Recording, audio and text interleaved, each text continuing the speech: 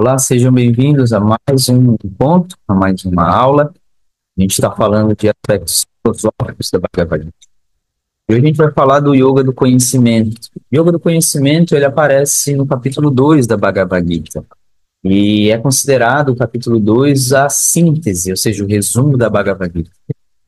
E aí, nesse capítulo, ele vai falar de diversos assuntos, vai debater, vai trazer tona diversos assuntos pertinentes à nossa prática, né? A nossa prática enquanto praticantes de yoga.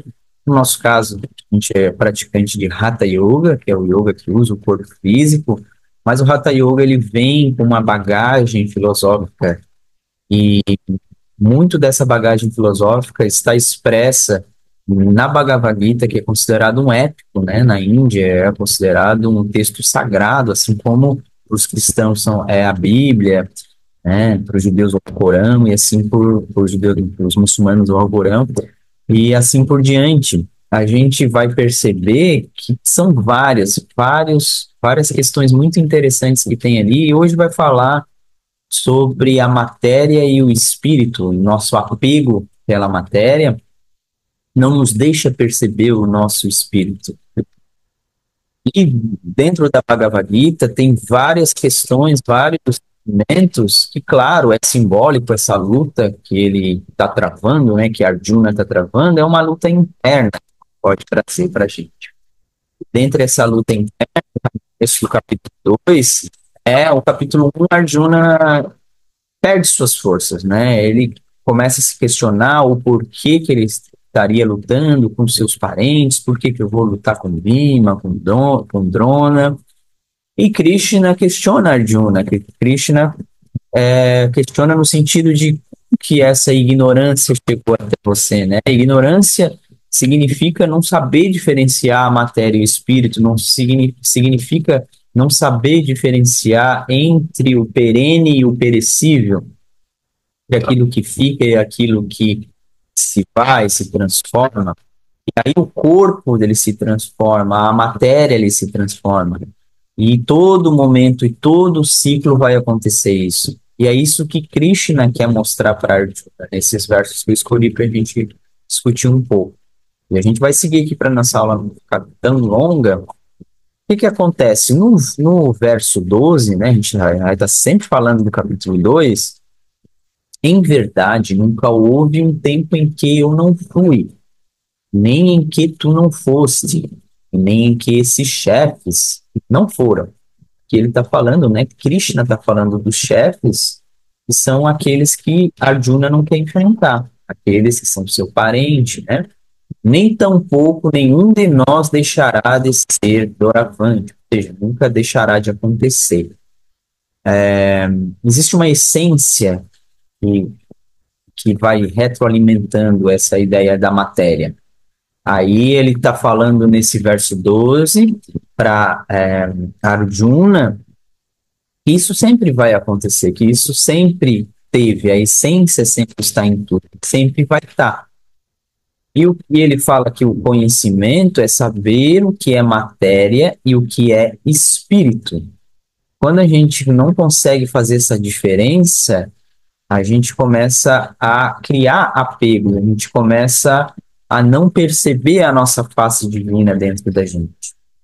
E mais um comentário aqui, a suprema personalidade de Deus é o mantenedor de inumeráveis entidades vivas.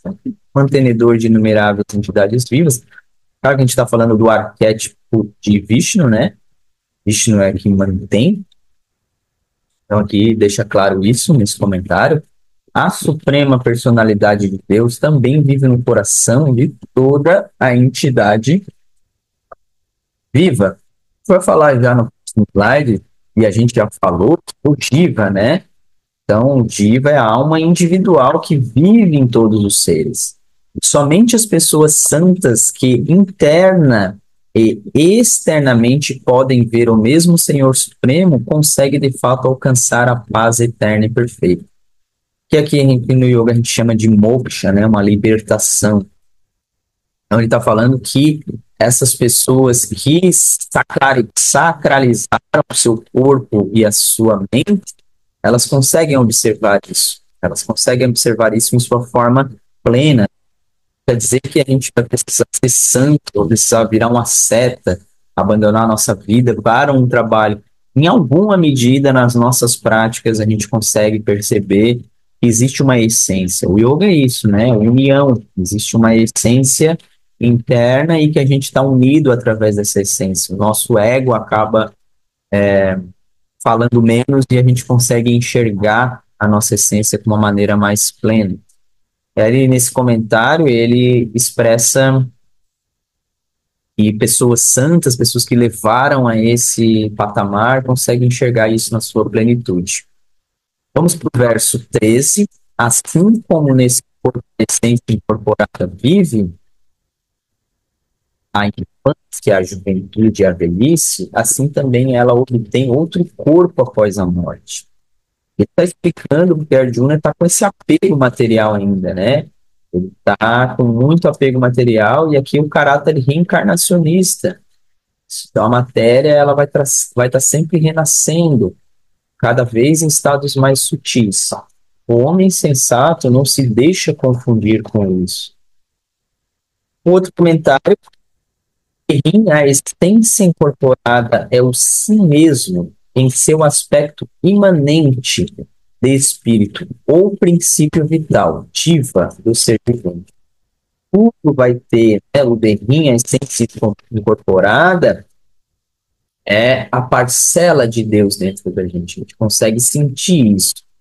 Aí eu vou usar também o Yoga Sutras para explicar e para a gente levar adiante esse nosso papo. Ó. As causas das aflições, ou seja, as manifestações da ignorância dentro do ser humano pensante, residem no que? No avidya, que é essa, eu falei na língua do yoga, que é a avidya. A ignorância, que é aquela incapacidade de perceber o que é transitório e o que é transitório e o que é permanente, né? A matéria e o espírito. Aqui ele vai falar da falsa identificação, que é a gente se identificar com o nosso ego, que a gente chama de asmita. Atração e repulsão, que é o que a gente vai se movimentar o tempo todo. A gente se movimenta quando a gente é atraído por alguma coisa ou quando a gente tem repulsa de alguma coisa. E o desejo de continuidade, que é o abhinevesha. E o abhinevesha é o que Arjuna está sofrendo nesse momento, né? Porque ele está com apego excessivo à vida. A gente vai ver aqui uma tradução mais literal do abhinevesha, que é forte desejo pela vida.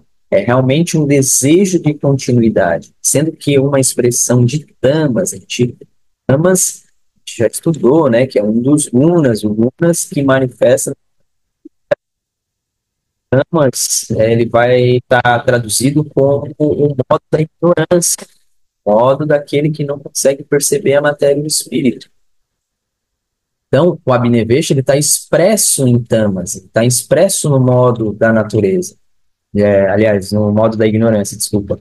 Arraigada na natureza profunda do homem. Aquilo que sustenta asmita, raga e vivesha é abhinevesha, que eu usei a linguagem no yoga mesmo. Aquilo que sustenta o nosso ego, o senso do nosso eu, a nossa atração, ou seja, o nosso apego, o nosso anseio, porque é a abhinevesha, o forte desejo pela vida, ou o medo de morrer, né? Bem, né? Aí tem várias maneiras de traduzir isso, né? Desejo de continuidade, forte desejo pela vida, medo de morrer. Então, nesse momento, o que está obscurecendo a visão de Arjuna é o Abhinevesha, é o apego pela vida, é o apego por aquilo que é transitório, aquilo que não é perene. E aí, o Yoga Sutras traz para a gente que isso é um klesha, é uma das causas do sofrimento humano.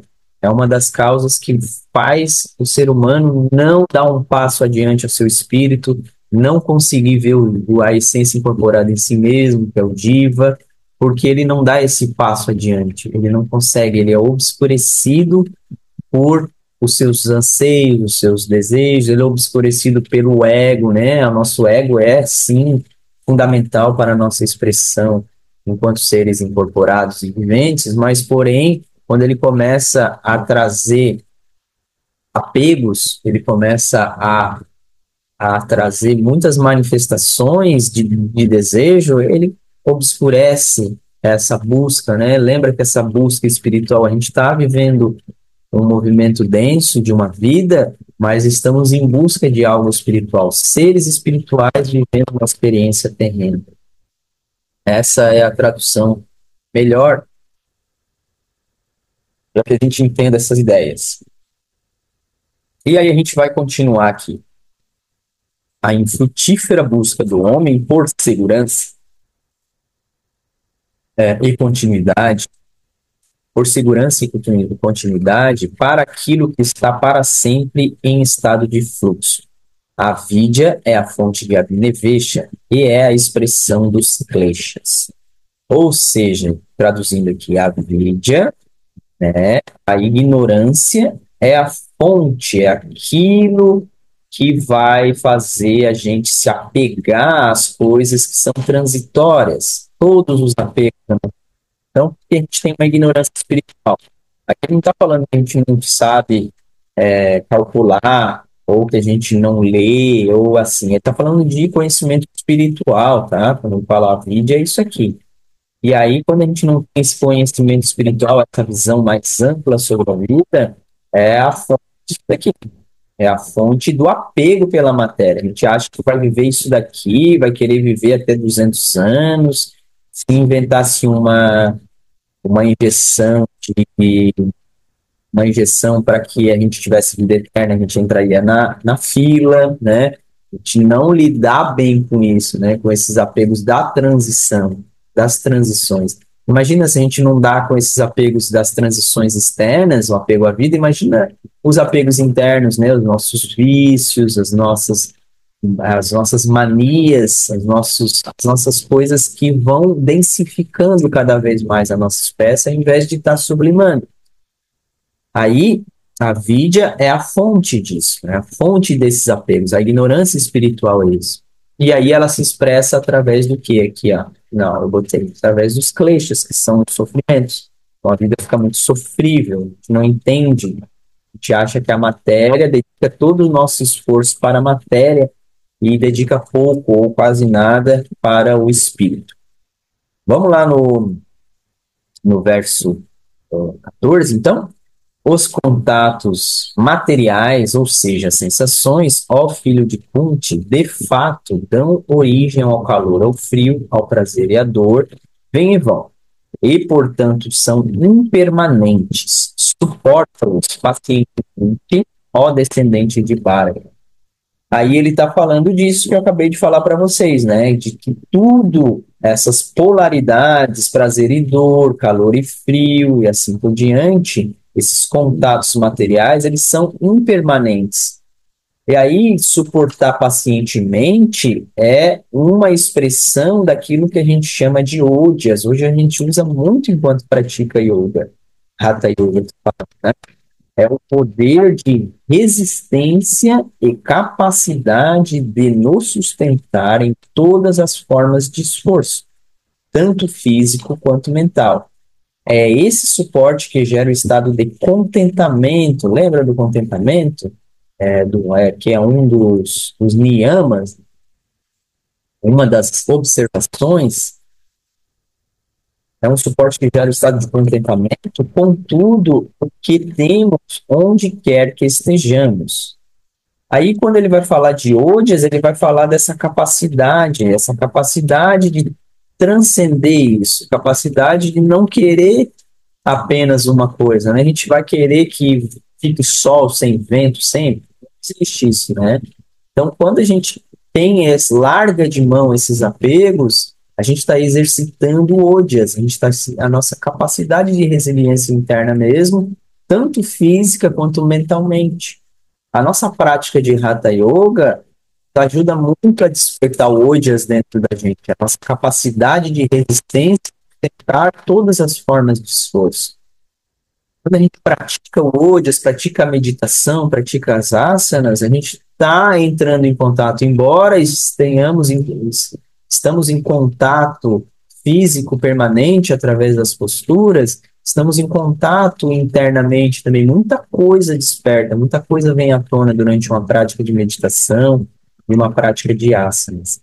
E uma dessas coisas que vem à tona, somente quando a gente conecta com a prática, a gente começa a entender, talvez um pouco disso que a gente venha estar buscando aqui nas nossas aulas, é fazer um entendimento um pouco mais amplo da filosofia do yoga, para que isso brote na gente, ó. Porque existe um santosha, né? O santosha também é uma das observâncias, é o contentamento produz a visão de equanimidade, né? Ou seja, tu não está se julgando apenas ao calor porque tu gosta só de calor. Não, é equanimidade, tu tem essa ideia, tu é a capacidade de abrir essa visão interna de equanimidade, permitindo que o praticante de yoga reagir sem agitação nem fortes predisposições às experiências agradáveis ou desagradáveis. Ou seja, o estado de santosha é um estado de contentamento, um estado que a gente consegue perceber que tudo que está ao nosso redor, ele serve e produz ele serve para o nosso desenvolvimento espiritual e físico, tudo, né? Então, a abundância, por exemplo, tem muita terra, a terra é fértil, a gente vai se alimentar dessa terra abundantemente, mesmo diante dessa visão capitalista de desperdício de comida, a gente ainda sim tem muita comida, muito abundante, né? Claro que se isso for distribuído com equanimidade, mas enfim, tudo que está ao nosso redor, ele é desejável que a gente expresse o santosha, né? Expresse o contentamento. Esse contentamento vai abrir a nossa mente para um estado mais sutil, né? E aí, para encerrar o último verso, ó melhor dentre os homens, Arjuna. Quem não se deixa perturbar pela felicidade ou aflição e que permanece estável em ambas as circunstâncias, de certo está qualificado para alcançar a libertação.